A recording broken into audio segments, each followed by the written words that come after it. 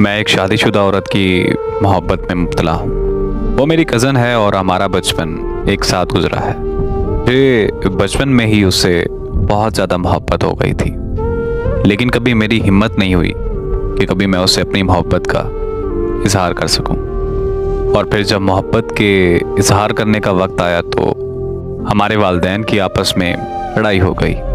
उस लड़ाई की वजह से हम दोनों का मिलना जुलना भी बंद हो गया और फिर 11 साल बाद हमारे वालिदैन की आपस में सुलह हो गई। लेकिन सुलह के वक्त मैं खुश नहीं था, बल्कि मेरा दिल खून के आंसू रो रहा था, क्योंकि जिससे मैं बचपन में मोहब्बत करता था वो किसी और से शादी कर रही थी।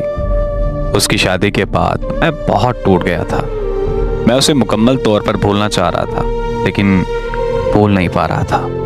फिर मेरा एक दिन उससे सोशल मीडिया पर राब्ता हुआ तो मुझे पता चला कि वो अपने ससुराल में जहन्नम जैसी ज़िंदगी गुजार रही है। जब मैंने उससे अपनी मोहब्बत का इजहार किया तो वो फूट फूट कर रोने लग गई और वो मुझसे कहने लगी कि मैं भी तुमसे बचपन में बहुत ज़्यादा मोहब्बत करती थी।